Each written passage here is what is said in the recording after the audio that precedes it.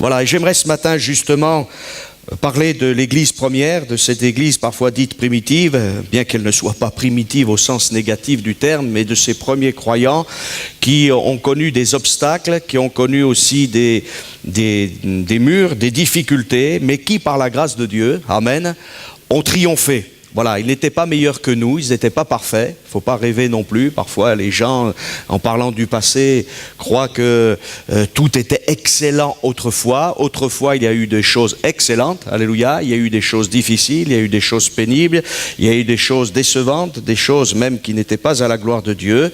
Mais il y a eu de tout temps, amen, des hommes, des femmes qui ont cru Dieu sur parole, alléluia, et qui se sont dit, si Dieu l'a dit, alors ça peut s'accomplir et Dieu veut que ça s'accomplisse. Amen. Et si nous sommes là ce matin, c'est vraiment, et c'est pas simplement une expression biblique, c'est un effet effectivement de la grâce de Dieu. Amen. Est-ce que vous en êtes conscient? Voilà, je crois qu'il faut être conscient que si nous sommes là, peut-être malgré quelques douleurs, quelques soucis, parfois des grandes épreuves aussi, c'est un effet de la grâce de Dieu. Amen. Et Dieu désire que son Église, je dis bien son Église, la véritable Église, aille de l'avant. Et on va voir différents obstacles qu'ont connus les premiers croyants, et Dieu les a amenés plus loin, et je crois que Dieu peut et veut nous amener plus loin. Amen. Et j'aimerais qu'on puisse s'encourager les uns les autres ce matin, mais aussi peut-être prendre des décisions pour aller plus loin. On va lire dans l'évangile de Jean, au chapitre 20, pardon, et au verset 19. Jean chapitre 20 et verset 19. Jean chapitre 20 et verset 19. Il y a quelque temps, nous avons parlé des différentes prisons des croyants. Là, nous allons parler des différents obstacles des témoins de l'Évangile, ceux que Dieu a destinés à être des témoins. Et ça concerne peut-être plus, c'est vrai, l'Église tout entière, mais aussi chacune de nos vies. Jean chapitre 20 et verset 19, voici ce qui est écrit. Le soir de ce jour qui était le premier de la semaine, c'est-à-dire le dimanche, c'était un dimanche, les portes du lieu où se trouvaient les disciples étant fermées à cause de la crainte qu'ils avaient des Juifs, Jésus se présenta au milieu d'eux et leur dit « La paix soit avec vous ». Et quand il eut dit cela, il leur montra ses mains et son côté. Les disciples furent dans la joie en voyant le Seigneur. Jésus leur dit de nouveau, la paix soit avec vous. Comme le Père m'a envoyé, moi aussi, je vous envoie. Après ces paroles, il souffla sur eux et leur dit, recevez le Saint-Esprit. Ceux à qui vous pardonnerez les péchés leur seront pardonnés, et ceux à qui vous les retiendrez, ils leur seront retenus. Amen. Voilà, on continuera après, gardez votre page ici, là, dans Jean chapitre 20, on continuera, on va voir différents obstacles. Le premier obstacle que les disciples ont connu, c'est la crainte.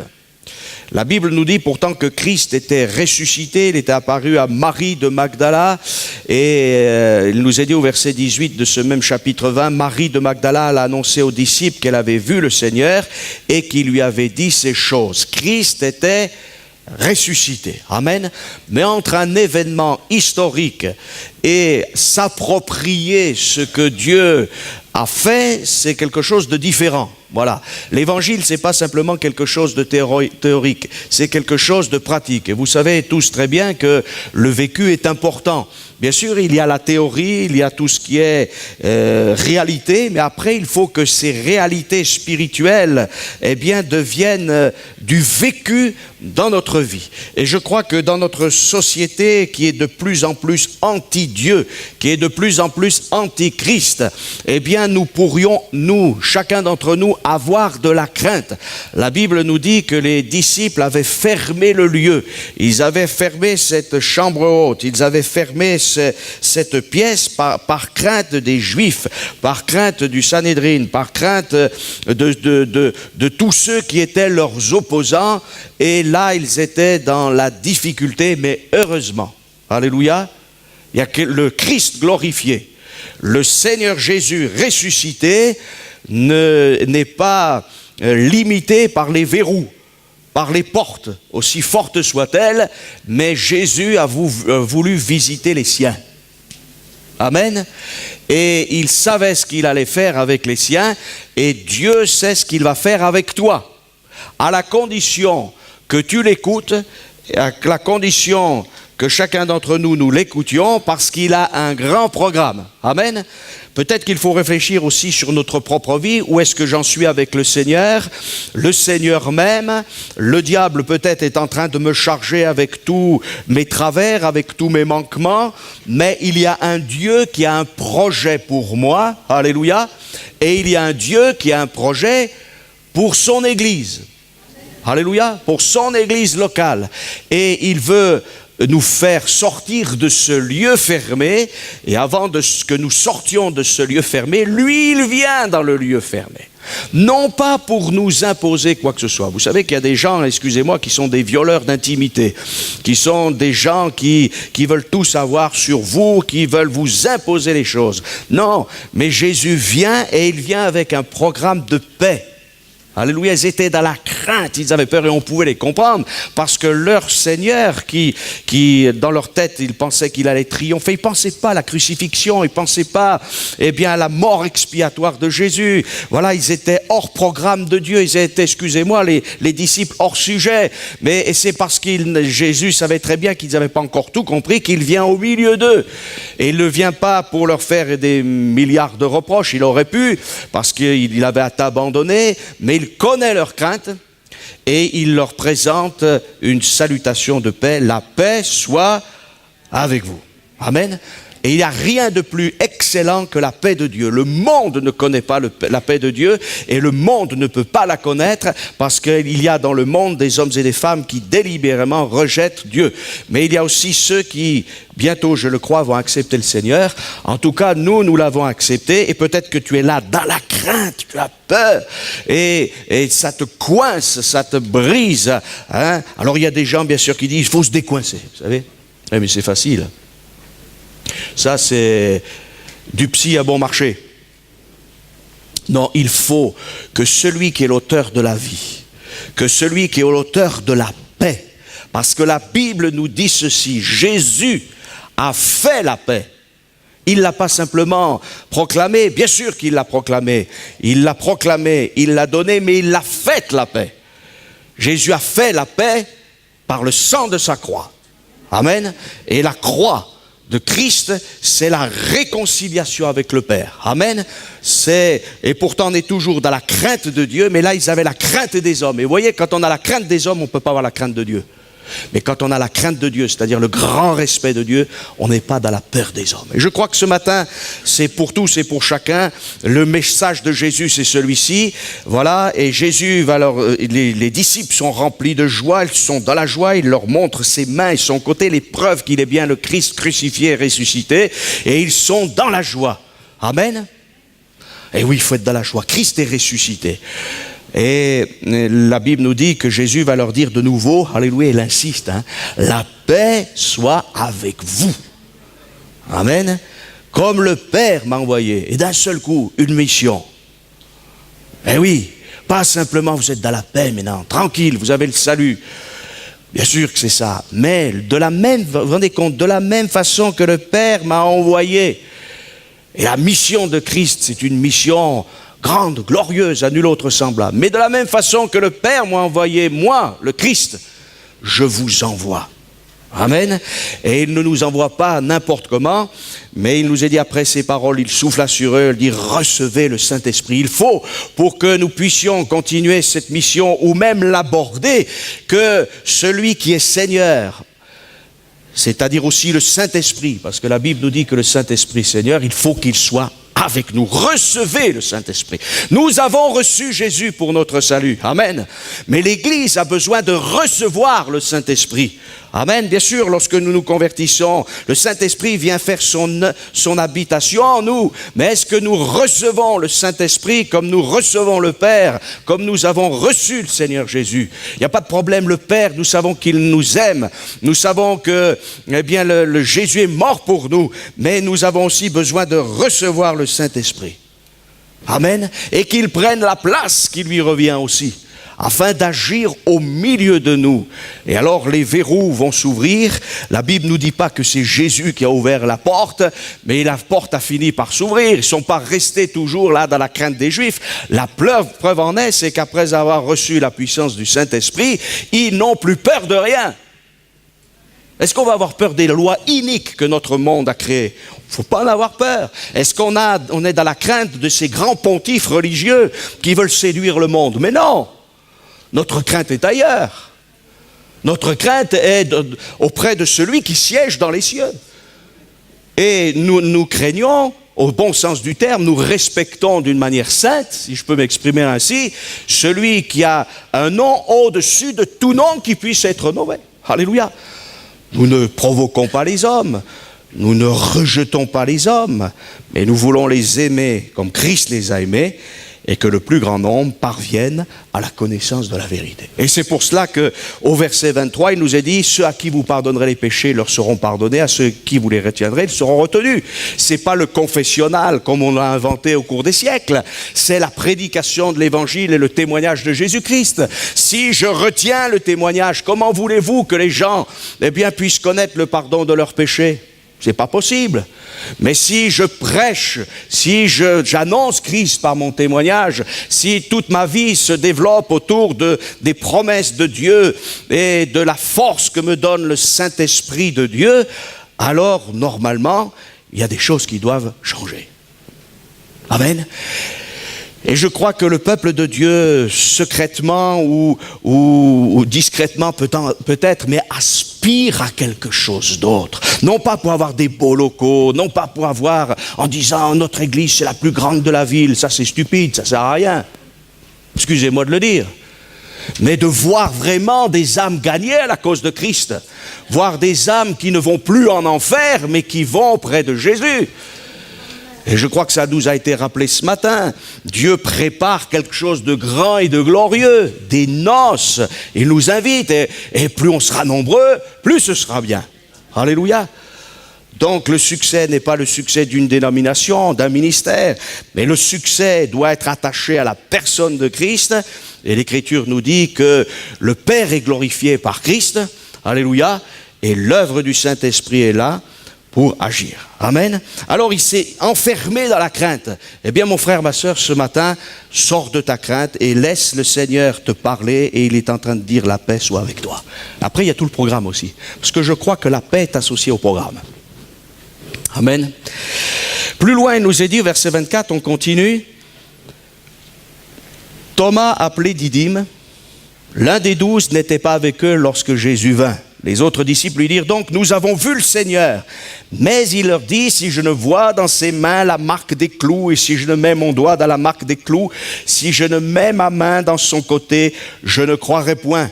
8 jours après, les disciples de Jésus étaient de nouveau dans la maison et Thomas se trouva avec eux. Jésus vint, les portes étant fermées. C'est pas encore tout à fait ça, hein, vous avez remarqué. Mais enfin, bon, ça va venir. Et il nous est dit que Jésus vint, les portes étant fermées, se présenta au milieu d'eux et dit, la paix soit avec vous. Puis il dit à Thomas, avance ici ton doigt et regarde mes mains, avance aussi ta main et mets-la dans mon côté et ne sois pas incrédule, mais crois. Jésus lui répondit, mon Seigneur et mon Dieu. Jésus lui dit, parce que tu m'as vu, tu as cru. Heureux ceux qui n'ont pas vu et qui ont cru. Amen. Alléluia. Voilà, ils sont encore enfermés. C'est pas encore, il faudra aller de progrès en progrès. Mais bon, il y avait un absent. Voilà, peut-être qu'il y a quelqu'un qui a été souvent absent des rendez-vous de l'église, mais qui ce matin est là. Eh bien, le programme, il est aussi pour toi, mon frère, ma sœur. Amen. Et Thomas, on lui dit, nous avons vu le Seigneur. Mais il dit, si je ne vois, eh bien, dans ses mains la marque des clous, et si je ne mets mon doigt dans la marque des clous, et si je ne mets ma main dans son côté, je ne croirai pas. Je ferais bien remarquer que juste à la première apparition, Jésus a montré ses mains et son côté. Alors si je ne vois, bon. Et Jésus va venir encore au milieu de ses disciples et va leur redire la même chose. La paix soit avec vous. Amen. L'établissement de la paix. Quand il y a la crainte, on peut pas. Vous savez que la crainte, la peur, ça nous bloque. Mais si la crainte et la peur peuvent nous bloquer, il y a aussi quelque chose qui nous bloque et que Dieu demande dans les évangiles et dans toutes les Écritures, c'est la foi. Amen. Alors bien sûr, très souvent on dit j'ai la foi, je crois en Dieu, je crois en la doctrine des Écritures. Ça, c'est pas la foi, mes frères et sœurs. La foi, c'est plus grand que ça. La foi s'empare des promesses.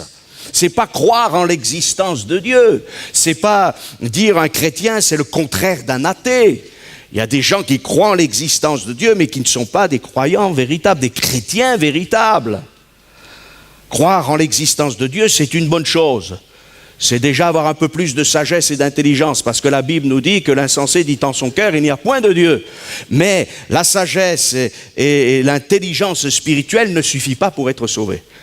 Et pour aller de l'avant, il faut croire. Dieu ne nous demande pas de savoir tout. Dans notre société, on dit il faut que je sache tout.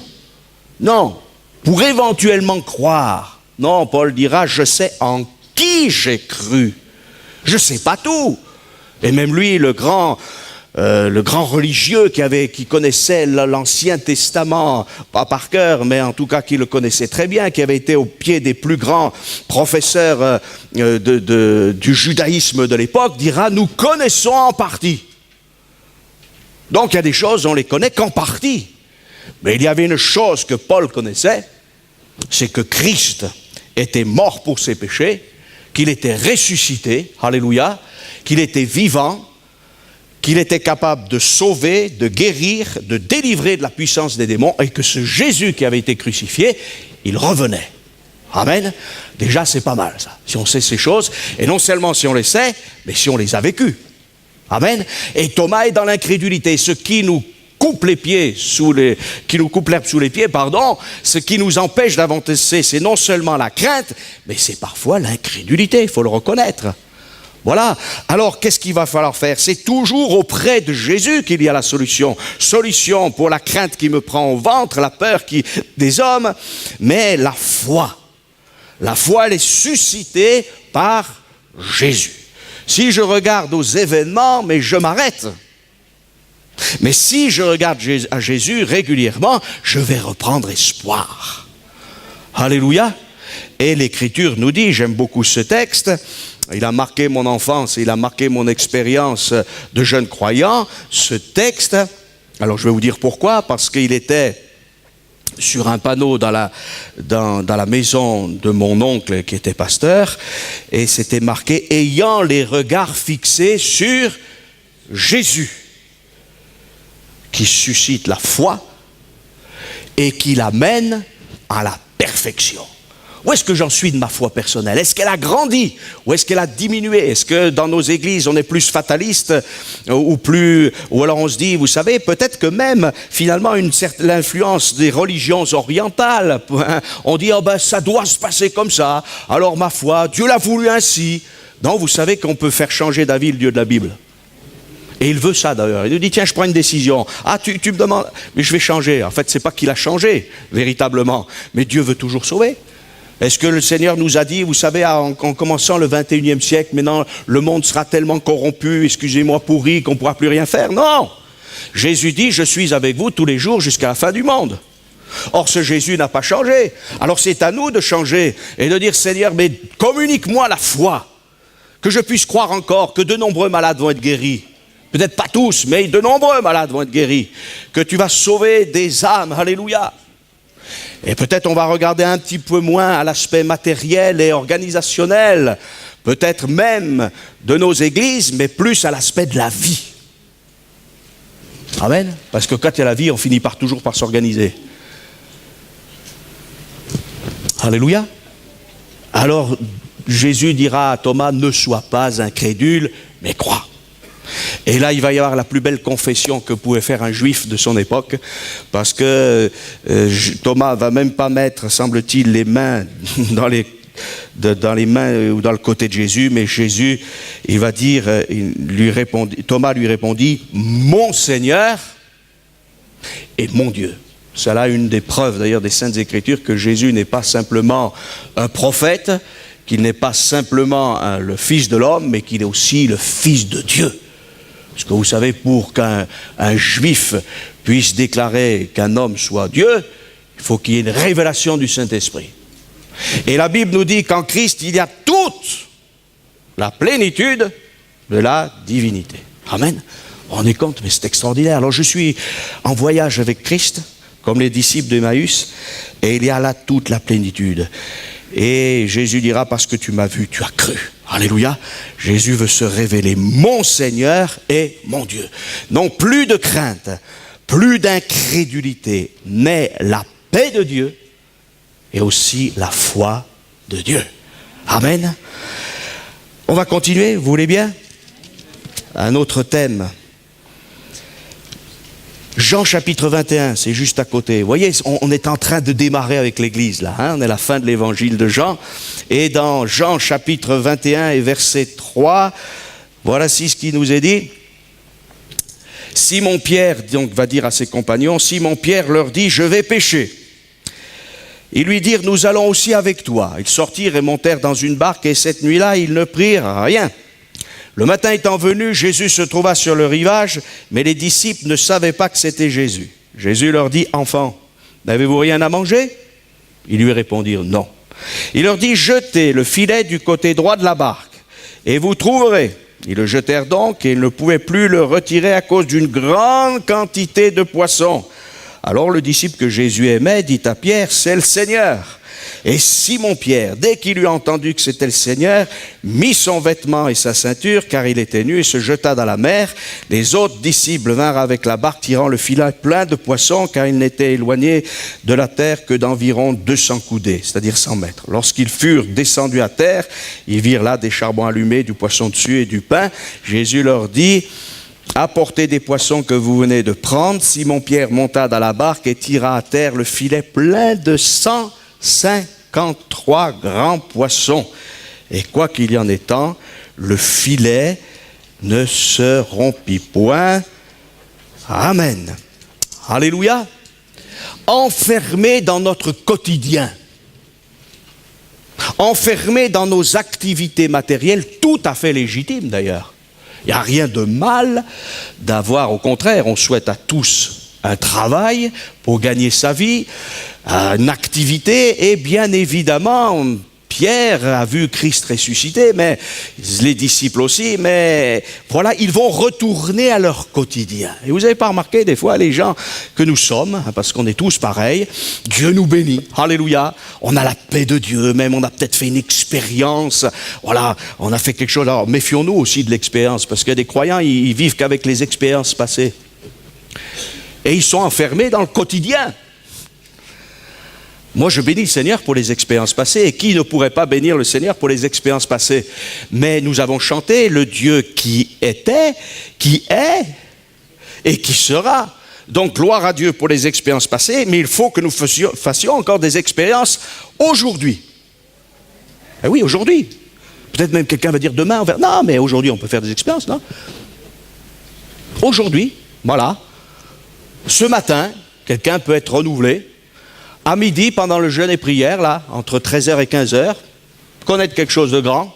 Cet après-midi, alléluia. Ce soir, même après une réunion. Demain aussi, alléluia. Mais pourquoi être toujours soit dans le passé, soit dans l'avenir? Il y a aussi aujourd'hui. Amen. Et aujourd'hui, alors on est dans le quotidien. Et il y a un jour qui est souvent difficile, hein, pour tous et pour chacun, c'est le lundi, hein. Et justement, quand on a fini le dimanche, qu'on a été béni, on revient au quotidien. Mais dans le quotidien, Jésus peut encore agir et nous faire sortir un petit peu de notre coquille. Voilà. Simon-Pierre avait entendu quelque chose à un moment donné avec une pêche miraculeuse, non? C'était le début du ministère de Jésus et Jésus l'avait appelé à son service et Jésus avait déjà fait une pêche miraculeuse. Un miracle, les filets se rompaient à cette époque-là, ils ne se sont pas rompus. Donc les choses avancent. Et Jésus avait dit à Pierre, je te ferai pêcheur d'hommes. Il a une promesse, non? Eh oui. Et je ne pense pas que Pierre ait oublié la promesse. Mais il s'enferme dans son quotidien. Heureusement, Jésus va nous faire sortir de notre quotidien. Et je ne dis pas que tout le monde doit quitter son travail pour devenir prédicateur de l'évangile. Mais de toute manière, même quand on est prédicateur de l'Évangile, on a notre quotidien et on peut être même très vite enfermé dans notre quotidien, dans nos activités. Mais Jésus vient nous bouleverser et nous dit, il faut que maintenant, tu penses à l'accomplissement de la promesse que je t'ai faite. Amen. Tu seras, toi, qui es là, pêcheur d'hommes. Ah oui, mais je ne serai pas un grand évangéliste international. Ça fait rien. Chacun sa fonction. Mais tu as peut-être gagné ton collègue de travail. Peut-être que cette personne à qui tu as parlé à l'abri de l'arrêt de tram, là, c'est celui-là que tu vas amener à la foi. Ne l'oublie pas. Oui, tu as tes enfants, occupe-toi de tes enfants, occupe-toi de ton travail, bien sûr, mais Dieu veut faire des pêches miraculeuses. Alléluia. Ce qui est intéressant, c'est que Jésus avait déjà des poissons, il avait déjà tout pour faire manger les disciples, vous avez remarqué. Moi, j'aurais aimé être à ce merveilleux barbecue du Seigneur. Non? Pas vous? Si, forcément. Tout était déjà prêt, donc il aurait pu dire, mais ne vous inquiétez pas de la pêche miraculeuse. Non, non, pêche miraculeuse. 153 grands poissons. Oh, on s'est posé toutes sortes de questions, pourquoi il y avait cette précision dans l'Écriture? Je vais vous donner une réponse, je ne dis pas que c'est la seule. Mais vous savez qu'en hébreu, et en grec aussi, mais en hébreu, quand chaque lettre de l'alphabet correspond à un chiffre, à un nombre. Et 153 grands poissons, quand si on écrit cette phrase « Je suis Dieu » en hébreu, et qu'on prend chaque lettre et qu'on les additionne, ça fait 153.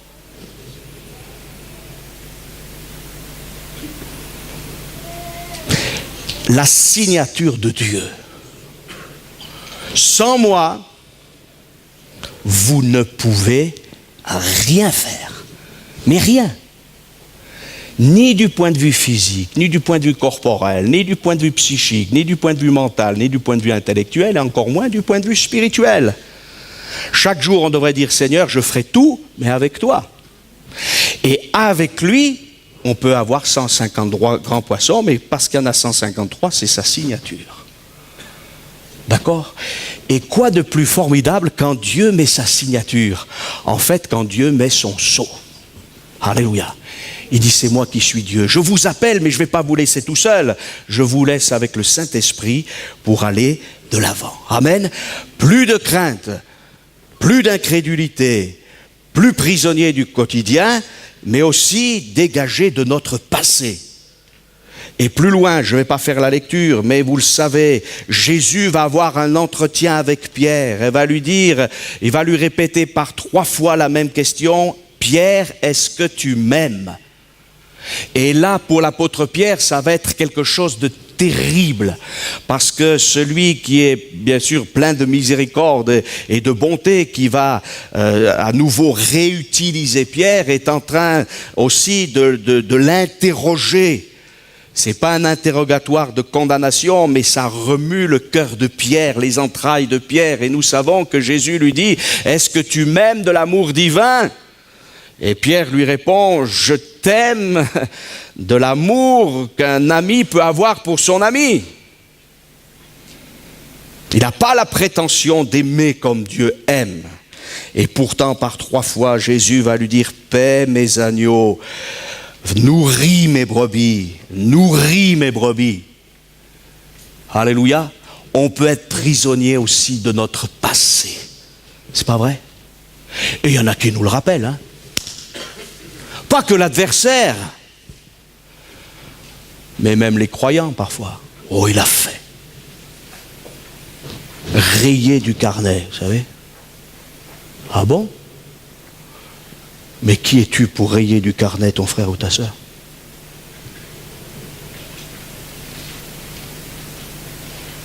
Et Jésus vient et il nous dit, ton passé, je m'en occupe. Alléluia. Et Dieu veut nous utiliser. Alléluia, paix mes brebis. Et c'est ainsi que Pierre va devenir le chef de file quelque part de l'église des premiers temps, celui qui a renié son maître, qui a juré de ne pas le connaître, parce qu'il était complètement en dehors du plan de Dieu, il n'avait pas réalisé. eh bien il va être pardonné et c'est lui qui va être le premier prédicateur de l'évangile au monde. Amen. Pierre ne mérite rien du tout. Mais Jésus va lui faire grâce. Alléluia. La grâce de Dieu. C'est formidable la grâce de Dieu, non?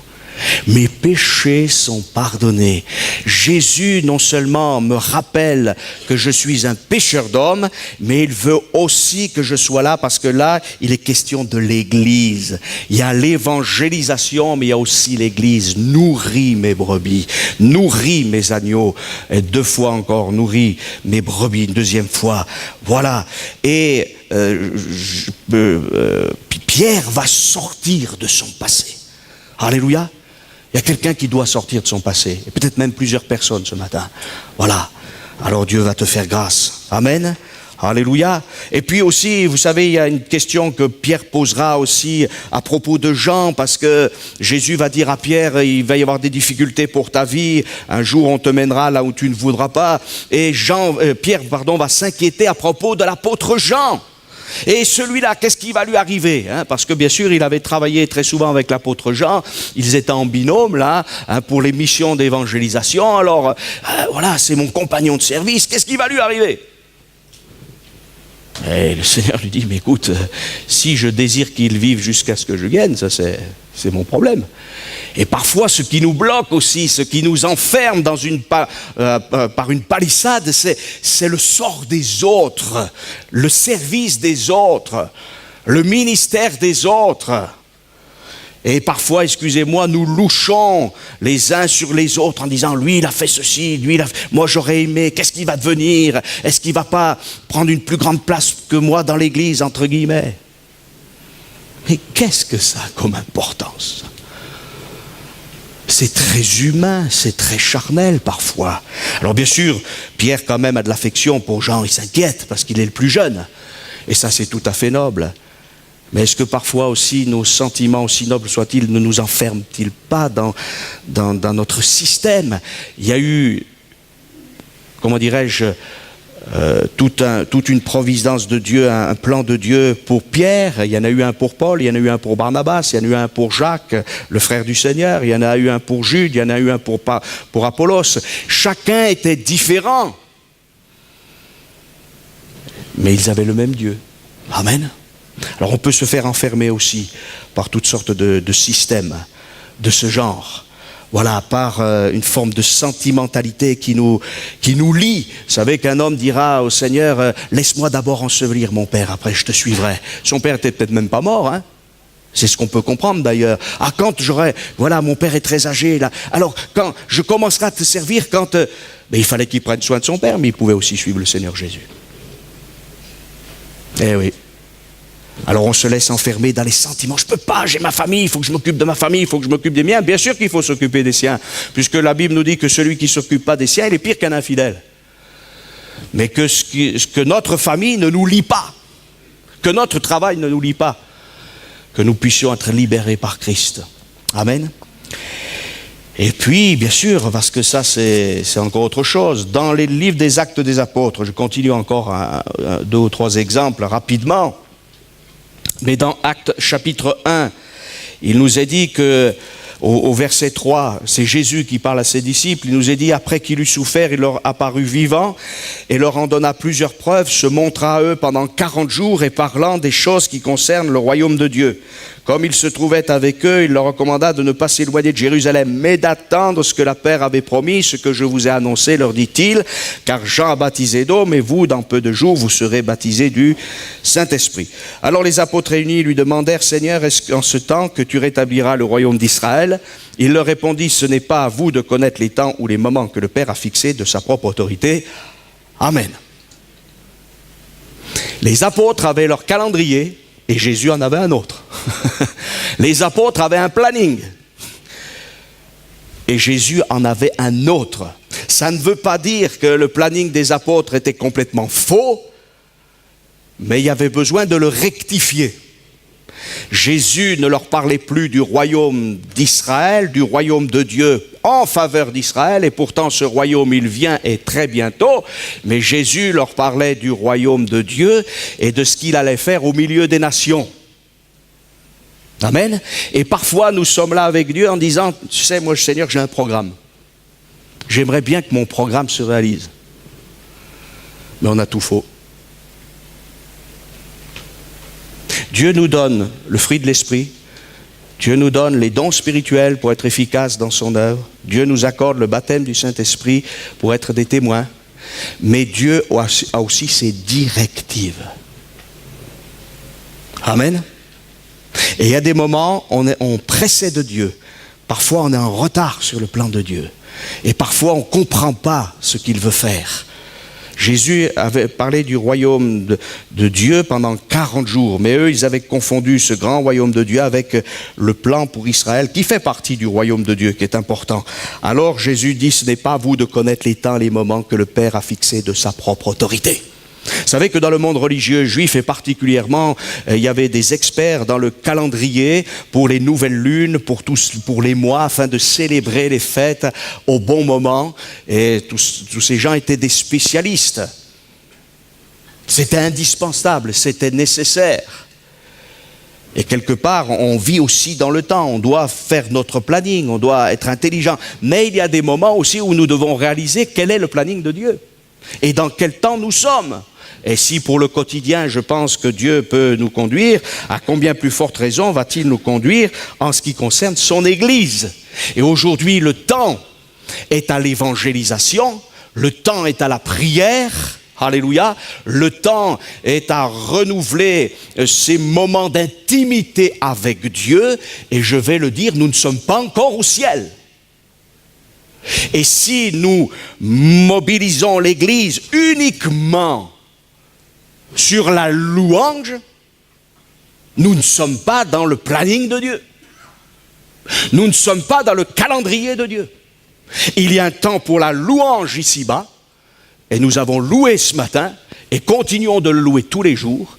Il y a aussi peut-être un aspect que nous négligeons, c'est celui de la véritable adoration. Et la véritable adoration me pousse à l'action.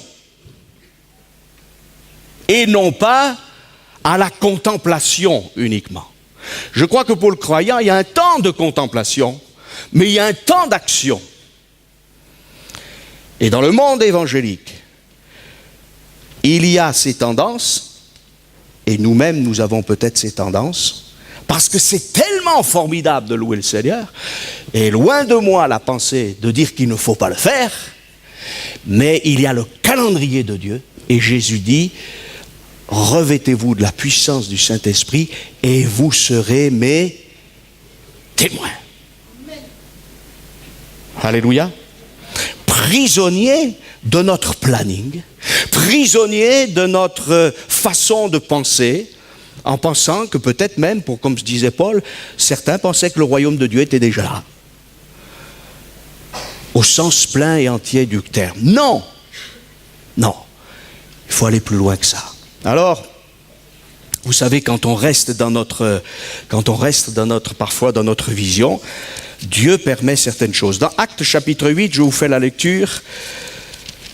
Il nous est dit ceci, Saul avait approuvé le meurtre d'Étienne. Il y eut ce jour-là une grande persécution contre l'Église de Jérusalem. Et tous, excepté les apôtres, se dispersèrent dans les contrées de la Judée et de la Samarie. Des hommes pieux ensevelirent Étienne et le pleurèrent à grand bruit. Saul, de son côté, ravageait l'Église, pénétrant dans les maisons.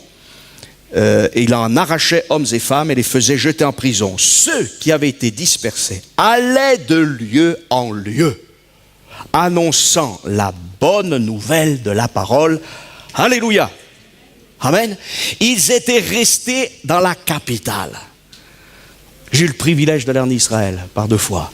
Et j'avoue que j'aime beaucoup Jérusalem, j'aime aussi beaucoup la Galilée, j'aime bien aller dans ce pays, c'est merveilleux, c'est bien. Voilà, et voilà, Jérusalem. Ils étaient à Jérusalem, bien sûr, Jérusalem, c'est la ville du grand roi, c'est là où beaucoup d'événements se sont passés, mais ils avaient un peu oublié la mission de Jésus. Allez par tout le monde prêcher la bonne nouvelle. Vous serez mes témoins à Jérusalem. Alléluia. Mais aussi dans la Judée, il faut aller un peu plus loin. Dans la Samarie. Et jusqu'aux extrémités de la terre. Alléluia. Alors Dieu va provoquer de la difficulté. Et parfois la difficulté est là. Ce n'est pas que Dieu veut que nous soyons en difficulté, mais il la permet pour que son œuvre avance. Amen. Et pose-toi la question, moi je me pose toujours la question, quand je suis dans une difficulté, ce n'est pas parce que Dieu veut m'arrêter, c'est parce que Dieu veut nous propulser les uns les autres. Amen. Notre difficulté ne doit pas être un barrage. Si Dieu permet une difficulté, c'est pas pour nous arrêter, pour nous mettre en prison et pour qu'on se lamente. C'est pour qu'on réagisse et pour qu'on dise, Seigneur, tu dois avoir un plan pour moi. Alléluia. Et non seulement pour moi, mais aussi pour les autres. Alléluia. Alors, ils ont commencé à annoncer la bonne nouvelle. Philippe est allé dans la ville de Samarie. Alléluia.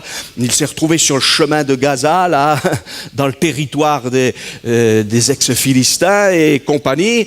Voilà. Et ils étaient là en Judée. Alléluia. Alors, bien sûr, ils sont juifs, hein.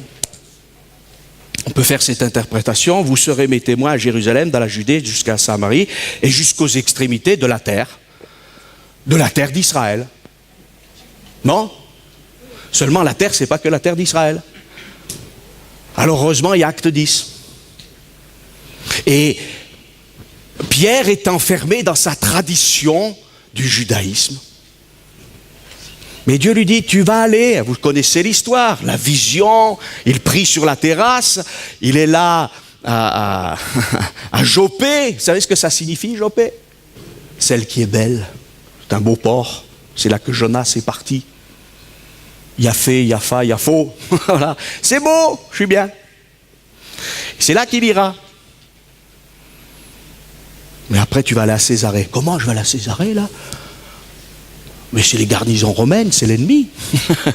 Et tu vas aller dans la cohorte dite italienne. C'est vraiment Rome, hein? Ce n'est pas Rome qui change le monde. C'est Rome qui a besoin de changer. D'accord? Eh oui. C'est pas Rome qui change le monde. C'est Jésus-Christ qui change le monde. Alléluia.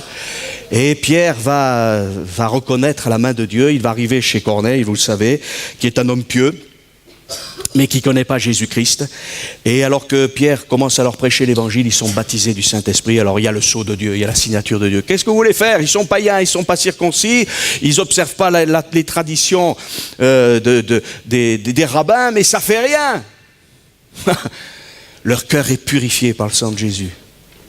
Alléluia. Deviennent des nouvelles créatures, ils sont remplis du Saint-Esprit et s'ouvre l'évangile pour toutes les nations. Alléluia, on est parti d'un lieu fermé dans le cénacle là de Jérusalem, on est dans la crainte et on arrive là maintenant. Alléluia. C'est pas formidable cela? Je termine par ce texte, Acte 17. On va aller dans Acte 17 si vous le voulez bien. Et on termine par là, hein. Il faut terminer maintenant. Voilà. Et c'est à Thessalonique, en Grèce.